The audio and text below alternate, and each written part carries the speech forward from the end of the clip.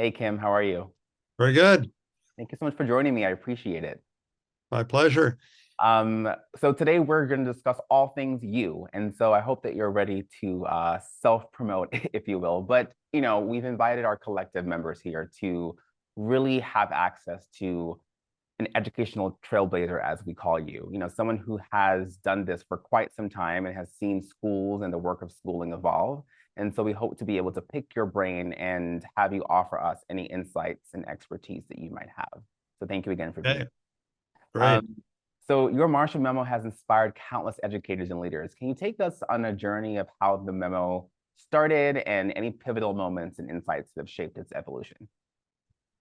When I was a teacher in Boston, I tried to stay up with the reading, and it was always tough. As a principal, it was even tougher. And I tried to share articles with my colleagues, but sometimes the articles were way too long, and people were really busy. And so when I left the principalship after 15 years, I had this idea of what if I summarized articles and started sending them out on a subscription basis. And so I tried it out and I hit upon the frequency of once a week. And I started doing my reading on Sunday and my writing on Monday, and recruited my wife as my editor when she got home from her very busy job on Monday evenings. And it sort of fell into a pattern. I started with a relatively small number of magazines and journals that I was subscribing to, but it's gradually expanded. It's more than 60 now, along with a lot of online material.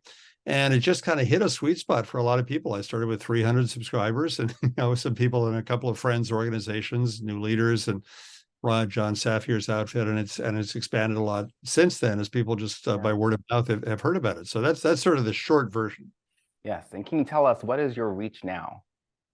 Oh, it's all 50 states and 70 countries. I mean, it's all over the world, tens of thousands of readers now. Yeah, it's a lot. And every month I lose some and every month I gain some, but it's the graph is still going up, and I do have a graph.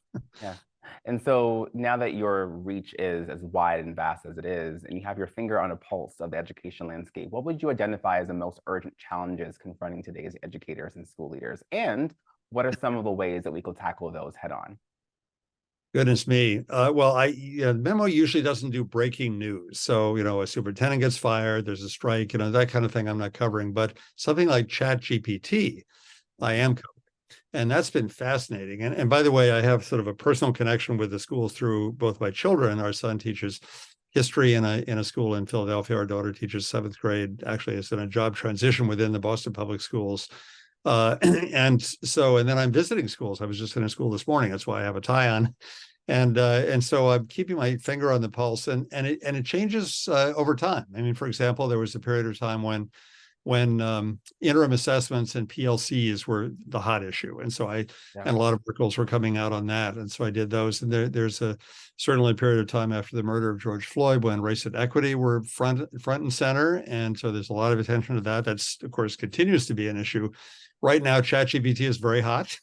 It A is. lot of people are fascinated. Our son caught 3 students before Christmas, submitting papers that have been generated by the bot. And, so I've kept on almost every week. There's been an article about ChatGPT, although not this week. And, so issues keep coming up. There are these waves. Teacher supervision and evaluation was a hot issue for a while. But right now, I think sort of it's ChatGPT is fading a little bit. And, there are other issues that come up. So the second part of your question is how do people deal with them? And I think, just to take the example of ChatGPT, actually, I should say GPT-4. That's the latest edition, Before. right? Yeah, Uh, it is. so, so the initial reaction was, "Oh my gosh, this is the end of the world." We can't assign papers and homework anymore because the kids will be able to find them. And then part two has been, "Wow, this can really save me a lot of time." A friend of mine asked it to generate questions on the Great Gatsby, and right away in 2 seconds, he had some very thoughtful discussion questions on this book, and also plan lessons, write code. I mean, it does all kinds of stuff. So that's where we're at now. People are discovering, that they're really interesting things, and that maybe they have to have their students write their essays by hand in the classroom, rather than, using a laptop. But although then you have the phones, the watches. But that's just a very short answer. But probe some more if you wish. Yeah, well, since we're on the topic of technology, so as educational technology races forward, particularly ChatGPT and other AI tools, how do you foresee that changing or redefining teaching and learning? and leading.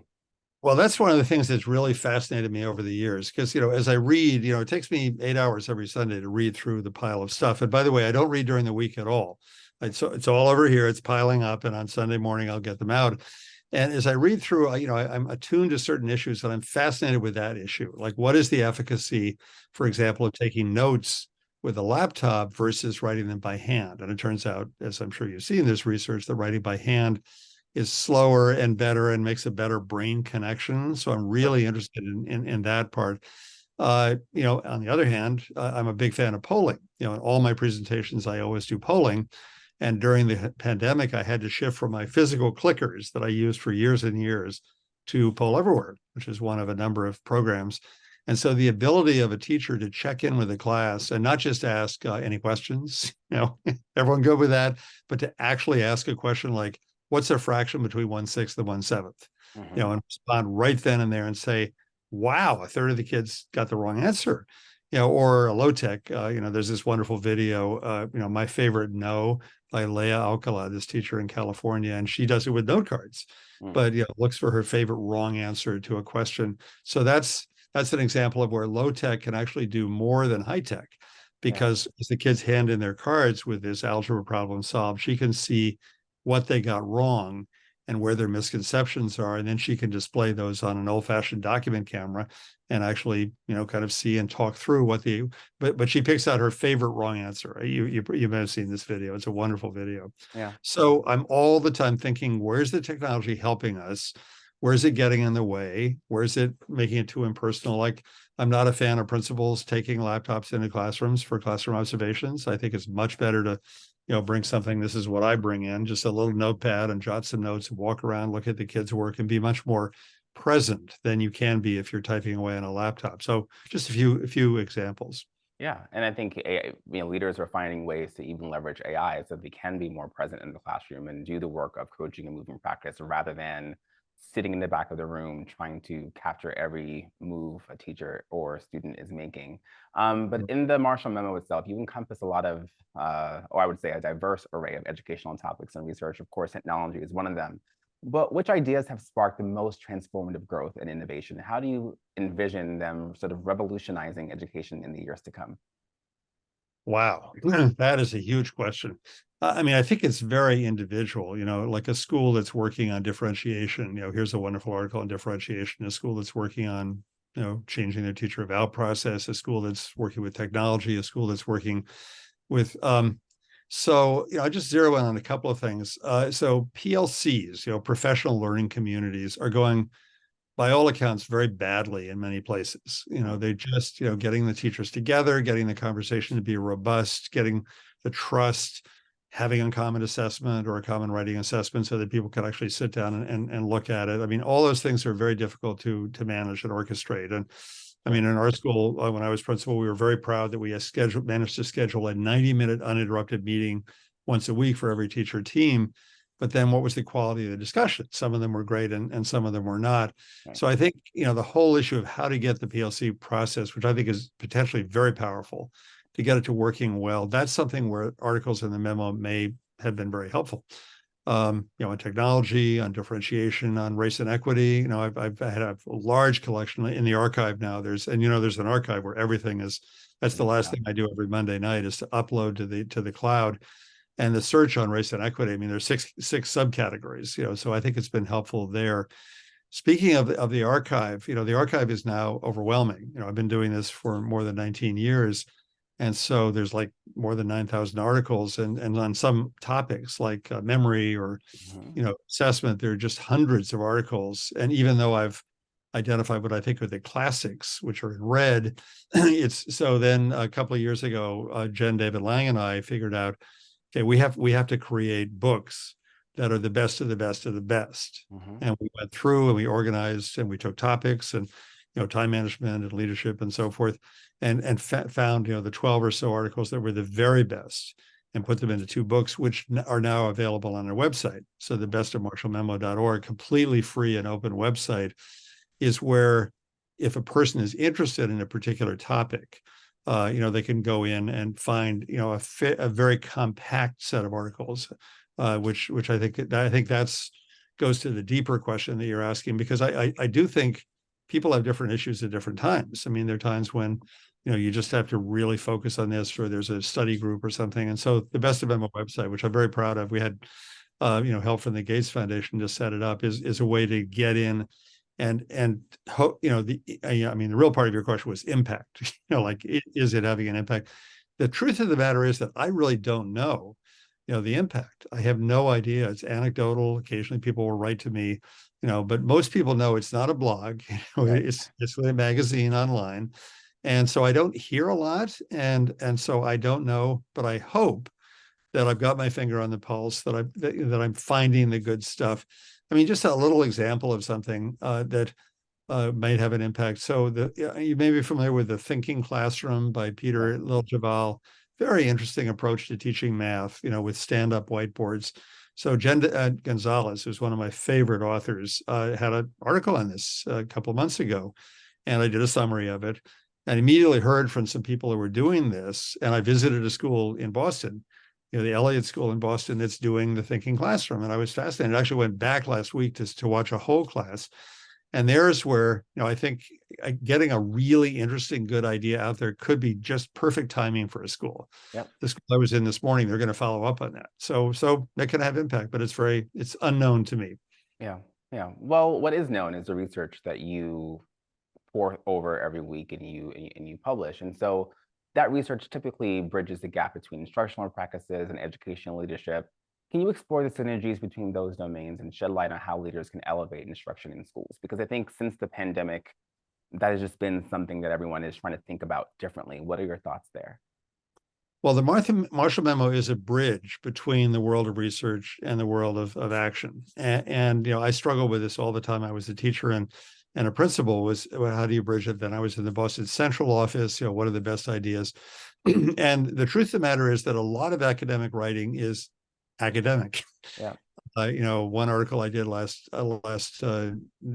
this week actually was like a 45-page article, which is had a lot of academic language and a lot of tables and a lot of references and some Greek letter formulas and all this kind of stuff. And plus, which it's in a magazine that costs a lot of money. Mm-hmm. So there's really no way that most principals and teachers are going to have access to that or going to have the time to read it. So I do have the time. I've carved out the time, and then I was able to compress that article, very interesting article, to one page that can be read in 5 minutes. Mm-hmm. So this is a very important bridge, because there's a lot of good thinking going on out there that is just not very not very accessible. So I'm bridging in that direction, but I'm also finding people in schools that are doing stuff. One of my favorite all-time articles that I did in the memo was a third grade teacher I believe in Oregon, who did a classroom project where she got her kids to bring in dried macaroni and had them put them in baggies, and there were 100 in each baggie, and they had 90 baggies, and then she divided her rug into 5 sections, equal sections, and she asked the kids, how do you think the wealth in the United States is distributed from the richest to the poorest quintile of the United States? And they took a crack at it, and it was like this. And then she said, let me show you how it really is. And the poorest quintile had, out of 9,000 pieces of macaroni, had 9 pieces proportionally. And the next one up had 18, and the next one up had 150. And the richest quintile had, I believe, 72 baggies. So, it's like this. Yeah. And so a teacher inventing a way of teaching, taking a concept, a social justice concept, and making it vivid. No researcher has done that. She did it, and I wrote it up in the Marshall Memo, and a lot of people have followed up on that. So researchers are missing a lot. For example, there's no research that I know of that I've ever seen in 20 years on how long an administrator should be in a classroom to get a reasonably accurate picture, how often you should do teacher evaluations, what's the best way to give teachers feedback. Mm-hmm. And some people have invented stuff. There's some good books. And one more quick thing is that there are 2 different worlds of education writing. So there's like Doug Lemov, Teach Like a Champion, Paul Bamrick Santoyo, some of these amazing, writers. Sure. And you never see them cited in the academic research. Never. John Safier, people like that. but and so there's this gulf between the academic researchers who do some good stuff, Yeah. and then these more on the ground writers. So I'm the bridge between those. Yeah. Well, I'm thinking about your research, and you mentioned even the example of a teacher with those baggies in her classroom. Can you offer any actionable strategies that education leaders can adopt, specifically when it comes to championing equity and guaranteeing access to high quality education for all of their kids? Wow. Well, I mean, that's a good example. I think, well, okay, this is just anecdotal, but so a few months ago, there was this article in the Atlantic speculating on whether Gatsby in The Great Gatsby was in fact African American passing for white. Hmm. I mean, I don't know if you ever heard that theory. I And it haven't. turns out that in the book there are about 6 clues. Like his estate is 40 acres. He's the only character in the entire novel who is not specifically identified by race. There's a comment by one character about coming to the back door, and it appears that F. Scott Fitzgerald was kind of messing with our minds here with this very interesting thing. That now, most English teachers I know, including my daughter, had never heard that theory before. Very interesting. So something like that could be provocative. Articles, again, in the memo archive, there's an extraordinary variety of articles on unconscious bias, specific stories. Sarah Fireman tells this story about how she's teaching and she's getting annoyed with these African American girls at the back who are chit-chatting with each other while she's teaching. And she talks to a colleague and, vents a little bit. And the colleague says, next time, notice, are the white girls doing it too? And she goes back, and sure enough, the same thing is happening. So something unconscious bias in her head made her blame and get annoyed with the black girls versus the white girls. So stories like that, I think, can really sort of prick people's minds and get them thinking about, what am I doing? What are my unconscious, things? And there've been lots of articles like that. Curriculum, Tulsa, the whole Tulsa thing. Now, I was never taught about Tulsa, the Tulsa race massacre, never. So I do something on that. So I think, just salting it through so that people really have specific ideas and it just are, their thought process gets sort of pushed a little bit. That's sort of, there's a journal called Urban Education by Milner Richard Milner is the editor. And so that's one of my favorite ones. And anyway, so I'm trying to do my job on that one. I hope I'm getting stuff through to people. Yeah. Well, there are a lot of different types of personas or leaders that read your memo. Teachers read your memo. Folks who are sort of adjacent to the world of education read your memo. But I want to zero in on our aspiring education leaders, of which there are thousands, I hope, right? And so what indispensable qualities should that particular group of folks strengthen to be powerful catalysts for change in their schools or districts as they move forward in their journeys? Well, one of the first things is actually wanting to be a principal when all the evidence is that's a crazy job. It's a crazy job. Yeah, I mean, You and I both know that very well. you have to work all weekend, and people beat up on you, and you're not even paid that much more than top flight teachers. And why would I want to be a principal? Well, the thing that I did right after leaving the principalship was I joined New Leaders for New Schools, which is now called New Leaders. Mm-hmm. And it's an organization that trains urban principals, recruits and trains urban principals. And so that's really the audience that I like to talk to the most. Sure. Is the people who are either thinking about it or who are doing that. So I think that the biggest way to really sort of talk someone into it who's hesitant is to talk about impact. And this is usually the thing people think about. Okay, so I was a sixth grade teacher. This is me. I was a sixth grade teacher in Boston. I was in that school for 11 years, and I thought I was doing a pretty good job. And turns out when I evaluated myself on my rubric, I had some real areas for growth. But I began to think, well, first of all, how are my kids doing in seventh grade? They move at the Martin Luther King School in Boston from my class in the sixth to the seventh grade. Is there a continuum of skills, and knowledge through the sixth, seventh, and eighth grade of this school? Are we handing off to the high schools kids who are well educated? So getting that kind of macro perspective. But the researcher who really tuned me into this was Ron Edmonds. He's one of my sort of two biggest mentors. And I don't know if you're familiar with the work of Ron Edmonds, who is a Harvard professor. Then he was in New York City schools. And he was a charismatic guy who I had the privilege of working with. I went back to the Harvard Ed School after I finished teaching. And his whole thing was here are the 5 things that make for unusually effective schools, that differentiate schools that have the same basic student population where some are doing much better than others. And Ron, and this is back in the late 70s and early 80s, identified 5 factors. And of course, the first one was the principal. The principal as instructional leader, orchestrating all the other things that have to happen in the school. And that, I read his work when I was finishing up in my teaching, and that's, really sort of, so I think getting through research like that, like you can have this, if you do it well, you can have this amazing impact on a whole lot more kids. Hmm. And it's a really complicated and challenging job. Are you up for it? Yeah. Are you willing to do that? Are you willing to fight the bureaucracy? Are you willing to protect your teachers from nonsense coming from outside? All these things that you have to do to be a good principal. But that really inspired me. That was research that inspired me. Mhm. And what I love about Ron Evans was he was able to take a lot of research and simplify it to a list of 5 things. Pedro Noguera does that very well. John Safier does that very well. Doug Lamab does that brilliantly. So I'm always looking for these researchers that can give us, that take the bigger picture and make it really clear and understandable, and inspire this Yeah. great teacher to say, I want to be a principal. Yeah. Let's take it up a few levels, right? So now you are a systems leader, right? You have served your community well as a principal, and now you're in charge of managing a district, right? Potentially dozens or hundreds of schools. How does that same thinking apply to that level? Well, even more important, Barack Obama, when he was president, was famous for saying, and I won't use the word he used, but don't do stupid stuff. Hmm. That was one of his principles. So I think that's number one for superintendents is, don't go down these rabbit holes. Don't do, stupid things that will hurt kids and so forth that are well intentioned.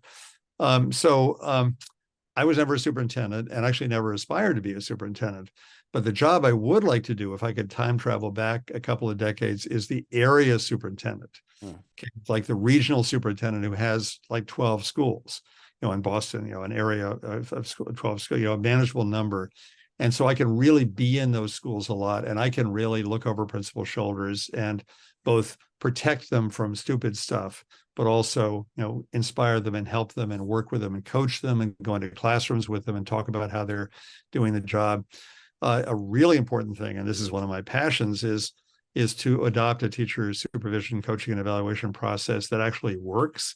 Mhm. And most people are using, very dysfunctional systems where you're in there once a year. You take a lot of notes on one class, Yeah. you give detailed feedback, you're nodding knowingly there.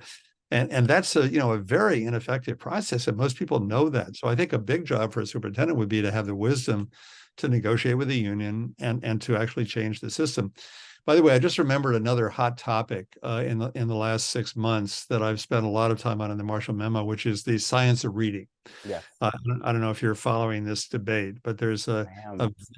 a very skillful and very charismatic podcaster named Emily Hanford, who has come out with a series of 7, podcasts on the science of reading, which she calls Sold a Story. And she's very, very passionate and very convincing on the issue of we have to do much more with phonics, in the early grades. And I've covered this very, very closely because her point of view, I don't know if you want to get into the details of this, is problematic.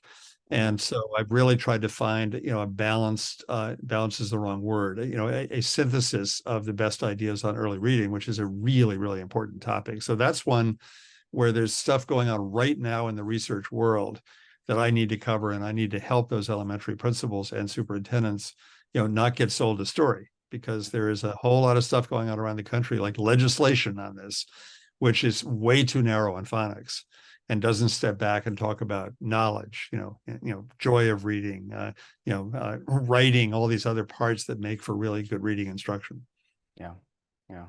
This is a lot to, of course, think about and to mull over. And I guess as you said, the research is there, and now it's about pulling that together and really taking from it things that are actionable. Because oftentimes, as you mentioned, we do the reading, you do a lot of it for us, and you synthesize it. Thank you very much. But you do the Mm. reading, and even that sometimes can feel overwhelming to someone who may have competing priorities, who are trying to do the best for their school communities. And so it is a lot to digest, but we're happy to have you at the helm, taking the first stab at it for us, so to speak.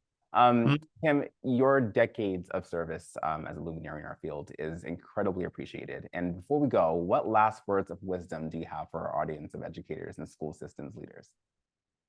Oh my goodness. Well, right now it's kind of keep your head about you and keep at it and don't leave because I know from my coaching, the schools I'm in and the remote coaching I'm doing, I know that people are going through a very tough time, having thought that this year was going Yeah, to be back to normal.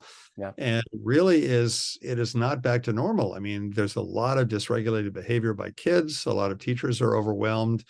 There's there's learning loss, that there's a lot of catching up to do, and it's been a really tough year. And I would urge people to hang in there, and you just keep doing the work and keep connecting with kids and have faith that we are going to come out of this. There is going to be a better time, and I'm hoping it's going to be next year, that kids are going to get back to something approaching normal, and that we will take some of the best lessons from the pandemic and make our act better. So it won't be back to the old normal. It'll be back right. to a normal. I mean, Yeah, like an example is I'm asking a question in all my presentations now.